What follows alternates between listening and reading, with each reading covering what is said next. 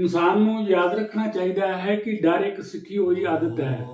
ਇਸ ਤੋਂ ਛੁਟਕਾਰਾ ਪਾਇਆ ਜਾ ਸਕਦਾ ਹੈ, ਲੇਕਿਨ ਲੋਕ ਅਕਸਰ ਇਹ ਕਹਿੰਦੇ ਪਾਏ ਜਾਂਦੇ ਹਨ ਕਿ ਮੈਂ ਬਹੁਤ ਬਿਜ਼ੀ ਹਾਂ, ਜਦ ਵਕਤ ਮਿਲੇਗਾ ਤਦ ਸੋਚਾਂਗਾ। ਤੋ ਸਾਨੂੰ ਅੱਛੀਆਂ ਆਦਤਾਂ ਪਾਉਣੀਆਂ ਚਾਹੀਦੀਆਂ ਹਨ। ਅੱਛੀਆਂ ਆਦਤਾਂ ਪਾਓ। Farming positive habits. ਬਦਲਾਵ ਕਿਸੇ ਵੀ ਵਕਤ ਲਿਆ ਜਾ ਸਕਦਾ ਹੈ, ਚਾਹੇ ਇਨਸਾਨ ਜਿਸ ਵੀ ਉਮਰ ਵਿੱਚ ਹੋਵੇ ਜਾਂ ਆਦਤ ਜਿੰਨੀ ਵੀ ਮਰਜ਼ੀ ਪੁਰਾਣੀ ਹੋਵੇ। ਅਗਰ ਪਤਾ ਚੱਲ ਜਾਂਦਾ ਹੈ ਕਿ ਬਦਲਣ ਦੀ ਜ਼ਰੂਰਤ ਹੈ ਤਾਂ ਵਿਵਹਾਰ ਬਦਲਣ ਵਾਲੇ ਤਰੀਕੇ ਦਾ ਇਸਤੇਮਾਲ ਕਰਕੇ ਕਿਸੇ ਵੀ ਵਕਤ ਬਦਲਿਆ ਜਾ ਸਕਦਾ ਹੈ। ਇਹ ਕਹਾਵਤ ਹੈ ਕਿ ਬੁੱਢੇ ਕੁੱਤੇ ਨੂੰ ਨਵੀਆਂ ਕਲਾਬਾਜ਼ੀਆਂ ਨਹੀਂ ਸਿਖਾਈਆਂ ਜਾ ਸਕਦੀਆਂ। ਲੇਕਿਨ ਇਹ ਕਹਾਵਤ ਗਲਤ ਹੈ। ਅਸੀਂ ਲੋਕ ਕੁੱਤੇ ਨਹੀਂ ਹਾਂ, ਇਨਸਾਨ ਹਾਂ ਔਰ ਨਾ ਹੀ ਅਸੀਂ ਕਲਾਬਾਜ਼ੀ ਕਰ ਰਹੇ ਹਾਂ। ਅਸੀਂ ਬੁਰੀਆਂ ਔਰ ਨੁਕਸਾਨ ਪਹੁੰਚਾਉਣ ਵਾਲੀਆਂ ਆਦਤਾਂ ਤੋਂ ਛੁਟਕਾਰਾ ਪਾ ਸਕਦੇ ਹਾਂ ਔਰ ਅੱਛੀਆਂ ਆਦਤਾਂ ਗ੍ਰਹਿਣ ਕਰ ਸਕਦੇ ਹਾਂ, ਸਿੱਖ ਸਕਦੇ ਹਾਂ। ਸਮਝਦਾਰ ਔਰ ਸਿਆਣੇ ਲੋਕਾਂ ਦੀ ਆਮ ਗੱਲ ਹੈ ਜਾਂ ਕਾਮਯੋਗ ਲੋਕਾਂ ਦੀ ਵੀ ਇਹ ਗੱਲ ਹੈ ਕਿ ਕਾਮਯਾਬ ਲੋਕਾਂ ਦੀ ਵੀ ਗੱਲ ਹੈ ਕਿ ਸਫਲ ਲੋਕਾਂ ਦੀ ਸਫਲਤਾ ਦਾ ਰਾਜ ਇਹ ਹੈ ਕਿ ਉਹ ਉਹਨਾਂ ਕੰਮਾਂ ਨੂੰ ਕਰਨ ਦੀ ਆਦਤ ਪਾ ਲੈਂਦੇ ਹਨ ਜੋ ਅਸਫਲ ਲੋਕ ਕਰਨਾ ਨਹੀਂ ਚਾਹੁੰਦੇ ਔਰ ਨਾ ਹੀ ਕਰਦੇ ਹਨ। ਲੇਕਿਨ ਜਰਾ ਧਿਆਨ ਨਾਲ ਸੋਚੋ, ਜੋ ਅਸਫਲ ਲੋਕ ਨਹੀਂ ਕਰਨਾ ਚਾਹੁੰਦੇ, ਇਹ ਉਹੀ ਕੰਮ ਹੈ ਜਿਸ ਨੂੰ ਸਫਲ ਲੋਕ ਵੀ ਨਹੀਂ ਕਰਨਾ ਚਾਹੁੰਦੇ, ਫਿਰ ਵੀ ਕਰਦੇ ਹਨ। ਮਿਸਾਲ ਦੇ ਤੌਰ ਤੇ ਅਸਫਲ ਲੋਕ ਅਨੁਸ਼ਾਸਨ ਔਰ ਮਿਹਨਤ ਕਰਨਾ ਪਸੰਦ ਨਹੀਂ ਕਰਦੇ ਔਰ ਸਫਲ ਲੋਕ ਵੀ ਮਿਹਨਤ ਔਰ ਅਨੁਸ਼ਾਸਨ ਵਿੱਚ ਰਹਿਣਾ ਪਸੰਦ ਨਹੀਂ ਕਰਦੇ। ਫਿਰ ਵੀ ਅਜਿਹਾ ਕਿਉਂ ਕਰਦੇ ਹਨ? ਕਿਉਂਕਿ ਉਹਨਾਂ ਲੋਕਾਂ ਨੂੰ ਉਹ ਕੰਮ ਕਰਨ ਦੀ ਆਦਤ ਪਾ ਲਈ ਹੁੰਦੀ ਹੈ ਜੋ ਅਸਫਲ ਲੋਕ ਨਹੀਂ ਕਰ ਪਾਉਂਦੇ। ਸਾਰੀਆਂ ਬੁਰੀਆਂ ਆਦਤਾਂ ਬਹੁਤ ਛੋਟੇ ਰੂਪ ਵਿੱਚ ਸ਼ੁਰੂ ਹੁੰਦੀਆਂ ਹਨ, ਲੇਕਿਨ ਬਾਅਦ ਵਿੱਚ ਇਹਨਾਂ ਤੋਂ ਛੁਟਕਾਰਾ ਪਾਉਣਾ ਬਹੁਤ ਮੁਸ਼ਕਲ ਹੋ ਜਾਂਦਾ ਹੈ। ਲੇਕਿਨ ਜਰਾ ਸੋਚੋ, ਹੈ ਤਾਂ ਇੱਕ ਆਦਤ ਜਿਸ ਨੂੰ ਬਦਲਿਆ ਜਾ ਸਕਦਾ ਹੈ। ਜ਼ਰੂਰਤ ਇਸ ਗੱਲ ਦੀ ਹੈ ਕਿ ਪੁਰਾਣੀਆਂ ਬੁਰੀਆਂ ਆਦਤਾਂ ਨੂੰ ਬਦਲ ਕੇ ਨਵੀਆਂ ਅੱਛੀਆਂ ਆਦਤਾਂ ਪਾਈਆਂ ਜਾਣ ਔਰ ਨਵੀਆਂ ਆਦਤਾਂ ਨੂੰ ਅਪਣਾਇਆ ਜਾਏ। ਭਾਵੇਂ ਨਾਸਤਕ ਤੋਂ ਆਸਤਕ ਔਰ ਮਨਮੁਖ ਤੋਂ ਗੁਰਮੁਖ ਬਣਿਆ ਜਾਵੇ ਔਰ ਉਸ ਮਾਲਕ ਦੀ ਬੰਦਗੀ, ਇਸੇ ਕੁੱਲ ਮਾਲਕ ਦੀ ਬੰਦਗੀ ਵਿੱਚ ਲੱਗ ਜਾਣਾ ਚਾਹੀਦਾ ਹੈ ਜਿਸ ਨੇ ਇੱਕ ਹੀਰਾ ਅਨਮੋਲ ਜਨਮ ਬਖਸ਼ਿਆ ਹੈ। ਬੁਰੀਆਂ ਆਦਤਾਂ ਨੂੰ ਨਾ ਅਪਣਾਉਣਾ ਉਹਨਾਂ ਉੱਤੇ ਕਾਬੂ ਪਾਉਣ ਨਾਲੋਂ ਆਸਾਨ ਹੈ। ਅੱਛੀਆਂ ਆਦਤਾਂ ਲਾਲਚ ਤੇ ਕਾਬੂ ਪਾਉਣ ਨਾਲ ਬਣਦੀਆਂ ਹਨ। ਅੱਛੀਆਂ ਆਦਤਾਂ ਲਾਲਚ ਤੇ ਕਾਬੂ ਪਾਉਣ ਨਾਲ ਬਣਦੀਆਂ ਹਨ ਜਾਂ ਲਾਲਚ ਤੇ ਕਾਬੂ ਪਾਉਣਾ ਅੱਛੀਆਂ ਆਦਤਾਂ ਦਾ ਬਗੀਚਾ ਤਿਆਰ ਕਰਨ ਵਾਂਗ ਹੈ। ਸੋ ਆਤਮ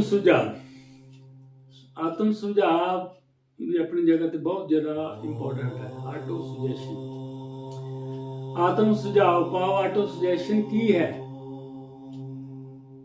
ਆਪਾਂ ਜਿਹੋ ਜਿਹਾ ਇਨਸਾਨ ਬਣਨਾ ਚਾਹੁੰਦੇ ਹਾਂ, ਉਹ ਸੋਚ ਨੂੰ ਵਰਤਮਾਨ ਕਾਲ ਵਿੱਚ ਕਹੇ ਜਾਣ ਨੂੰ ਹੀ ਆਤਮ ਸੁਝਾਅ ਆਖਦੇ ਹਨ। ਆਤਮ ਸੁਝਾਅ ਉਸ ਇਸ਼ਤਿਹਾਰ ਦੀ ਤਰ੍ਹਾਂ ਕੰਮ ਕਰਦਾ ਹੈ ਜੋ ਆਪ ਆਪਣੇ ਸੁਝਾਅ ਬਾਰੇ ਖੁਦ ਆਪਣੇ ਬਾਰੇ ਲਿਖਦੇ ਹੋ। ਇਹ ਆਪਦੇ ਚੇਤਨ ਔਰ ਅਵਚੇਤਨ ਮਨ ਦੋਨਾਂ ਨੂੰ ਹੀ ਪ੍ਰਭਾਵਿਤ ਕਰਦਾ ਹੈ, ਜਿਸ ਦਾ ਅਸਰ ਆਪ ਜੀ ਦੇ ਨਜ਼ਰੀਏ ਔਰ ਵਿਵਹਾਰ ਤੇ ਪੈਂਦਾ ਹੈ। ਆਤਮ ਸੁਝਾਅ ਆਪ ਜੀ ਦੇ ਅਵਚੇਤਨ ਮਨ ਨੂੰ ਮਨ ਚਾਹੇ ਸੰਚੇ ਵਿੱਚ ਢਾਲਣ ਦਾ ਇੱਕ ਤਰੀਕਾ ਹੈ। ਆਤਮ ਸੁਝਾਅ ਸਹੀ ਹੋਵੇ ਜਾਂ ਗਲਤ, ਸਕਾਰਾਤਮਕ ਹੋਵੇ ਜਾਂ ਨਕਾਰਾਤਮਕ, ਲੇਕਿਨ ਸਾਡਾ ਆਤਮ ਸੁਝਾਅ ਸਕਾਰਾਤਮਕ ਹੀ ਹੋਣਾ ਚਾਹੀਦਾ ਹੈ। ਸਵਾਲ ਹੈ ਕਿ ਵਰਤਮਾਨ ਕਾਲ ਵਿੱਚ ਹੀ ਕਿਉਂ? ਵਰਤਮਾਨ ਕਾਲ ਵਿੱਚ ਇਸ ਕਰਕੇ ਹੈ ਕਿ ਉਹ ਕਾਲ ਵਰਤ ਰਿਹਾ ਹੈ ਜਿਸ ਵਿੱਚ ਅਸੀਂ ਕਹਿ ਰਹੇ ਹਾਂ ਜਾਂ ਕਰਨਾ ਹੈ ਔਰ ਸਾਡਾ ਮਨ ਕਲਪਨਾਇਕ ਔਰ ਵਾਸਤਵਿਕ ਅਨੁਭਵ ਵਿੱਚ ਫਰਕ ਨਹੀਂ ਕਰ ਪਾਉਂਦਾ। ਮਿਸਾਲਨ ਮਾਂ-ਬਾਪ ਕਹਿੰਦੇ ਹਨ ਕਿ ਉਹਨਾਂ ਦਾ ਬੱਚਾ 9 ਵਜੇ ਘਰ ਆ ਜਾਏ, ਲੇਕਿਨ ਬੱਚਾ ਦੇਰ ਰਾਤ ਤੱਕ ਘਰ ਨਹੀਂ ਵਾਪਸ ਪਰਤਦਾ ਔਰ ਰਾਤ ਦਾ 1 ਵੱਜ ਗਿਆ ਹੈ, ਤਾਂ ਮਾਂ-ਬਾਪ ਦੇ ਮਨ ਵਿੱਚ ਕੀ ਚੱਲ ਰਿਹਾ ਹੋਵੇਗਾ? ਸੋਚੋ। ਉਹ ਦੁਆ ਕਰ ਰਹੇ ਹੁੰਦੇ ਹਨ ਕਿ ਸਭ ਕੁਝ ਠੀਕ ਠਾਕ ਹੋਵੇ। ਉਹ ਖੁਦ ਨੂੰ ਕਹਿ ਰਹੇ ਹੁੰਦੇ ਹਨ ਕਿ ਮੈਂ ਆਸ ਕਰਦਾ ਹਾਂ ਕਿ ਪਰਮਾਤਮਾ ਉਸ ਨੂੰ ਠੀਕ ਠਾਕ ਰੱਖੇਗਾ, ਲੇਕਿਨ ਫਿਰ ਵੀ ਕੀ ਹੁੰਦਾ ਹੈ? ਉਹਨਾਂ ਦਾ ਬਲੱਡ ਪ੍ਰੈਸ਼ਰ ਤਾਂ ਵਧ ਹੀ ਰਿਹਾ ਹੁੰਦਾ ਹੈ। एक कल्पना, एक अनुभव है, लेकिन सच्चाई ये हो सकती है कि बच्चा किसी मौज मस्ती विच मखफूज होके गैर जिम्मेवारी दिखा रहा हुंदा है। हुण स्थिति नूं जरा उल्टा के देखो। मान लो बच्चा बहुत जिम्मेवार है और उसने वास्तव में 9 बजे घर आ जाना सी, मगर किसी दुर्घटना का शिकार हो गया और रात 1 बजे तक घर नहीं पहुंचा, तो माँ बाप के ब्लड प्रेशर का की हाल होएगा? वो फिर भी ਵਧੇਗਾ। पहली बार अनुभव काल्पनिक सी और हुण वास्तविक, पर शरीर उपर दोनों का ਇੱਕੋ ਜਿਹਾ ही सी। साडा मन काल्पनिक और वास्तविक विच फर्क अनुभव नहीं करता। ये गल विचारन वाली है कि साडा मन काल्पनिक और वास्तविक विच फर्क अनुभव नहीं करता। आत्म सुझाव हमेशा सकारात्मक भाव पॉजिटिव ही क्यों होने चाहिए हैं। इस करके कि ਅਸੀਂ ਆਪਣੇ ਦਿਮਾਗ ਵਿੱਚ ਉਹ ਚੀਜ਼ਾਂ ਦੀ ਤਸਵੀਰ ਨਾ ਬਣਾਈਏ ਜਿਸ ਨੂੰ ਅਸੀਂ ਪਾਉਣਾ ਨਹੀਂ ਚਾਹੁੰਦੇ, ਬਲਕਿ ਉਹ ਤਸਵੀਰ ਬਣਾਈਏ ਜੋ ਪਾਉਣਾ ਚਾਹੁੰਦੇ ਹਾਂ। ਕੋਈ ਵੀ ਤਸਵੀਰ ਸਾਡੇ ਦਿਲੋਂ ਦਿਮਾਗ ਵਿੱਚ ਜ਼ਿਆਦਾ ਦੇਰ ਰਹਿੰਦੀ ਹੈ ਤਾਂ ਅਸਲੀਅਤ ਦਾ ਰੂਪ ਧਾਰ ਲੈਂਦੀ ਹੈ। ਆਤਮ ਸੁਝਾਅ ਬਾਰ-ਬਾਰ ਦੁਹਰਾਉਣ ਦਾ ਸਿਲਸਿਲਾ है। जिस तरह असी सत्संग बार-बार करते हैं, गुरबाणी बार-बार पढ़ते हैं, सुनते हैं। एक आदमी जब कुछ शब्दों को काफ़ी समय तक दोहराता है तो वो अपने अवचेतन मन की गहराई में बिठा लेता है। मिसाल के तौर पर आप जी खुद कहते हो मैं शांत हाँ, मैं धीरज विच हाँ। आप किसी भी हालत में खुद को शांत और धीरजवान महसूस करोगे। जहाँ आप जी कहोगे कि मेरी याददाश्त कमजोर है, तो किसी नवे व्यक्ति मिलते आप जी उसका नाम याद रखने की कोशिश ही नहीं करो। क्योंकि आप खुद ही कहते हो कि मेरी याददाश्त कमजोर है, इसलिए याद करने की कोशिश बेकार हो। इस तरह एक कदे ना खत्म होने वाला सिलसिला है। एक बेसुबानी बन जाता है और खुद ब खुद सच बन जाता है।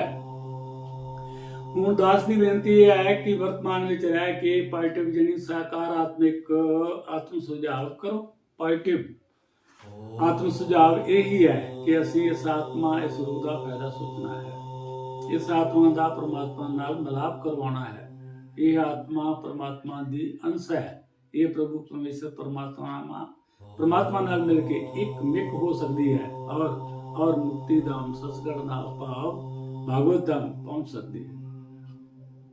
ਸੋ ਅਵਚੇਤਨ ਮਨ ਨੂੰ ਤਿਆਰ ਕਰੋ। ਪ੍ਰਪੇਅਰ ਦਾ ਸਬਕੌਂਸ਼ੀਅਸ ਮਾਈਂਡ। ਆਤਮ ਸੁਝਾਵ ਇੱਕ ਅਜਿਹਾ ਰਸਤਾ ਹੈ ਜਿਸ ਨਾਲ ਅਸੀਂ ਆਪਣੇ ਦਿਮਾਗ ਦੇ ਇੱਕ ਬਿਆਨ ਨੂੰ ਹਕੀਕਤ ਵਿੱਚ ਬਦਲਣ ਦੇ ਲਈ ਪ੍ਰੋਗਰਾਮ ਬਣਾਉਂਦੇ ਹਾਂ। ਆਤਮ ਸੁਝਾਵ ਬਾਰ-ਬਾਰ ਦੁਹਰਾਉਣ ਦਾ ਇੱਕ ਸਿਲਸਿਲਾ ਹੈ। ਆਤਮ ਸੁਝਾਵ ਨਾਲ ਅਸੀਂ ਆਪਣੇ ਅਵਚੇਤਨ ਮਨ ਨੂੰ ਸਕਾਰਾਤਮਕ ਸੁਝਾਵ ਦਿੰਦੇ ਹਾਂ ਜੋ ਵਾਸਤਵਿਕ ਵਿੱਚ ਬਦਲ ਜਾਂਦੇ ਹਨ। ਇਸ ਨੂੰ ਬਾਰ-ਬਾਰ ਦੁਹਰਾਉਣਾ ਹੀ ਕਾਫੀ ਨਹੀਂ, ਇਸ ਨਾਲ ਭਾਵਨਾਵਾਂ ਔਰ ਅਹਿਸਾਸ ਦਾ ਸਹਿਯੋਗ ਹੋਣਾ ਵੀ ਬਹੁਤ ਜ਼ਰੂਰੀ ਹੈ। ਬਿਨਾਂ ਕਲਪਨਾ ਦੇ ਆਤਮ ਸੁਝਾਵ ਦਾ ਕੋਈ ਸਹੀ ਨਤੀਜਾ ਨਹੀਂ ਨਿਕਲਦਾ। ਸਾਡੇ ਮਨ ਨੂੰ ਕੋਈ ਆਤਮ ਸੁਝਾਵ ਪਹਿਲੀ ਵਾਰ ਦਿੱਤਾ ਜਾਂਦਾ ਹੈ, ਉਹ ਇਸ ਨੂੰ ਅਸਵੀਕਾਰ ਕਰ ਦਿੰਦਾ ਹੈ ਕਿਉਂਕਿ ਇਹ ਵਿਚਾਰ ਅਜਨਬੀ ਹੁੰਦਾ ਹੈ। ਇਸ ਲਈ ਇਹ ਸਾਡੇ ਸੋਚਣ ਦੇ ਢੰਗ ਦੇ ਉਲਟ ਹੁੰਦਾ ਹੈ। ਸੋ ਸਫਲਤਾ ਤਾਂ ਮਿਲੇਗੀ ਜਦ ਅਸੀਂ ਇਸ ਸਿਲਸਿਲੇ ਨੂੰ ਪੂਰੇ ਮਨ ਨਾਲ ਬਾਰ-ਬਾਰ ਦੁਹਰਾਉਣ ਦੀ ਕਾਬਲੀਅਤ ਬਣਾ ਲਵਾਂਗੇ। ਇਹ ਅਵਚੇਤਨ ਮਨ ਦੀ ਅਵਸਥਾ ਹੈ, ਇਸ ਕਰਕੇ ਸਾਨੂੰ ਪ੍ਰਪੇਅਰ ਕਰਨਾ ਚਾਹੀਦਾ ਹੈ। ਪ੍ਰਪੇਅਰ ਦਾ ਸਬਕੌਂਸ਼ੀਅਸ ਮਾਈਂਡ। ਹੁਣ ਗੱਲ ਕਲਪਨਾ। एक अपनी जगह ते एक अपने तरह का विषय है। कल्पना विजुअलाइजेशन। ਅਸੀਂ ਜੋ ਪਾਣਾ ਕਰਨਾ ਜਾਂ बनना ਚਾਹੁੰਦੇ ਹਾਂ ਮਨ ਵਿੱਚ ਉਸ ਦੀ ਛਵੀ ਤਿਆਰ ਕਰਨ, ਛਵੀ ਬਣਾਉਣ ਔਰ ਛਵੀ ਦੇਖਣ ਦਾ ਸਿਲਸਿਲਾ ਹੀ ਜੋ ਕਰਦੇ ਹਾਂ ਉਹ ਹੀ ਕਲਪਨਾ ਹੈ। ਕਲਪਨਾ ਔਰ ਆਤਮ ਸੁਝਾਵ ਨਾਲ ਚੱਲਦੇ ਹਨ। ਕਲਪਨਾ ਕੀਤੇ ਬਿਨਾਂ ਆਤਮ ਸੁਝਾਵ ਆਪਣੀ ਗੱਲ ਨੂੰ ਮਸ਼ੀਨ ਦੀ ਤਰ੍ਹਾਂ ਖਾਲੀ ਚੱਲਣ ਵਾਂਗ ਹੈ ਔਰ ਬੇਅਸਰ ਹੈ। ਨਤੀਜਾ ਪਾਉਣ ਲਈ ਆਤਮ ਸੁਝਾਵ ਕੋਲੋਂ ਇੱਛਾਵਾਂ ਔਰ ਭਾਵਨਾਵਾਂ ਭਾਵ ਕਲਪਨਾ ਵੀ ਜੁੜੀ ਹੋਣੀ ਚਾਹੀਦੀ ਹੈ। ਇੱਥੇ ਨੋਟ ਕਰ ਲਓ ਕਿ ਪਹਿਲੀ ਵਾਰ ਵਿੱਚ ਆਤਮ ਸੁਝਾਵ ਮਨ ਨੂੰ ਸਵੀਕਾਰ ਨਹੀਂ ਵੀ ਕਰ ਰਿਹਾ ਹੁੰਦਾ ਜਾਂ ਨਹੀਂ ਕਰ ਸਕਦਾ, ਕਿਉਂਕਿ ਇਹ ਇੱਕ ਅਜਨਬੀ ਵਿਚਾਰ ਹੁੰਦਾ ਹੈ। ਮਿਸਾਲਨ ਇੱਕ ਇਨਸਾਨ ਆਪਣੇ ਆਪ ਨੂੰ ਕਹਿੰਦਾ ਹੈ ਮੇਰੀ ਯਾਦਾਸ਼ਤ ਬਹੁਤ ਅੱਛੀ और तेज है, ਤਾਂ ਮਨ स्वीकार नहीं करेगा और कह देगा कि तू झूठा है, तेरी यादाश्त कमजोर है, ਕਿਉਂਕਿ ਅੱਜ ਤੱਕ ਇਨਸਾਨ ਦੇ ਦਿਮਾਗ ਵਿੱਚ ਇਹ ਗੱਲ ਬੈਠੀ ਹੋਈ ਸੀ ਕਿ ਮੇਰੀ ਯਾਦਾਸ਼ਤ ਕਮਜ਼ੋਰ ਹੈ। ਸੋ ਅਜਿਹੇ ਵਿਚਾਰਾਂ ਨੂੰ ਹਟਾਉਣ ਲਈ ਔਰ ਨਵੇਂ ਆਤਮ ਸੁਝਾਅ ਬਣਾਉਣ ਲਈ ਬਾਰੰਬਾਰ ਤੁਹਾਨੂੰ ਉਸ ਦੀ ਪ੍ਰੈਕਟਿਸ ਕਰਨੀ ਚਾਹੀਦੀ ਹੈ। ਇਸ ਕਰਕੇ ਸਾਧੂ ਸੰਤ ਮਹਾਤਮਾ ਮਹਾਂਪੁਰਖ ਬਾਰੰਬਾਰ ਸਤਸੰਗ ਕਰਦੇ ਹਨ ਔਰ ਸੰਤਾਂ ਨੂੰ ਵੀ ਹਰ ਸਤਸੰਗ ਵਿੱਚ ਆਉਣ ਲਈ ਪ੍ਰੇਰਿਤ ਕਰਦੇ ਰਹਿੰਦੇ ਹਨ। ਜੋ ਆਤਮ ਸੁਝਾਅ ਹਨ ਉਹਨਾਂ ਨੂੰ ਅਸਲੀਅਤ ਵਿੱਚ ਬਦਲੋ। ਟ੍ਰਾਂਸਲੇਟਿੰਗ ਆਟੋ ਸੁਜੈਸ਼ਨ ਇਨਟੂ ਰਿਐਲਿਟੀ। ਇੱਕ ਅਜਿਹੀ ਜਗ੍ਹਾ ਦੇਖੋ ਜਿੱਥੇ ਤੁਹਾਨੂੰ ਕੋਈ ਵੀ ਰੁਕਾਵਟ ਨਾ ਹੋਵੇ, ਨਾ ਰੁਕਾਵਟ ਕੋਈ ਬਣੇ। ਆਪਣੇ ਆਤਮ ਸੁਝਾਅ ਨੂੰ ਲਿਖੋ ਜੋ ਸਕਾਰਾਤਮਕ ਔਰ ਵਰਤਮਾਨ ਵਿੱਚ ਹੋਵੇ। ਇਸ ਵਕਤ ਕੇਵਲ ਆਤਮ ਸੁਝਾਅ ਵੀ ਨਹੀਂ, ਨਾਲ ਕਲਪਨਾ ਵੀ ਕੰਮ ਕਰੇਗੀ।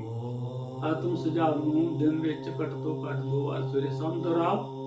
ਸੁਬਹ ਮਨ ਸ਼ਾਂਤ, ਧੀਰਜਵਾਨ ਔਰ ਤਾਜ਼ਗੀ ਭਰਿਆ ਹੁੰਦਾ ਹੈ, ਕੁਝ ਵੀ ਸਵੀਕਾਰ ਕਰਨ ਲਈ ਤਿਆਰ ਹੁੰਦਾ ਹੈ ਔਰ ਰਾਤ ਨੂੰ ਆਪਣੇ ਅਚੇਤਨ ਮਨ ਵਿੱਚ ਇੱਕ ਸਕਾਰਾਤਮਕ ਛਵੀ ਸਾਰੀ ਰਾਤ ਅਸਰ ਪਾਉਣ ਲਈ ਛੱਡ ਦਿਓ ਔਰ ਤੁਸੀਂ ਇਸ ਨੂੰ ਉੱਥੇ ਆਪਣੇ ਸਟicker ਬਣਾ ਕੇ ਲਗਾ ਦਿਓ ਉੱਥੇ ਜਿੱਥੇ ਤੁਹਾਡਾ ਸਾਰਾ ਦਿਨਚਰਿਆ ਵਿੱਚ ਆਪ ਜੀ ਦੀ ਨਜ਼ਰ ਪੈਂਦੀ ਹੈ, ਜੋ ਉਹੀ ਗੱਲ ਤੁਹਾਨੂੰ ਨਜ਼ਰ ਆਉਂਦੀ ਰਹੇ ਔਰ ਪੂਰਾ ਦਿਨ ਦੇਖਦੇ ਰਹਿਣ ਨਾਲ ਆਪ ਜੀ ਨੂੰ ਇਹਨਾਂ ਨੂੰ ਬਾਰ-ਬਾਰ ਦੁਹਰਾਉਣ ਦਾ ਮੌਕਾ ਮਿਲਦਾ ਹੈ।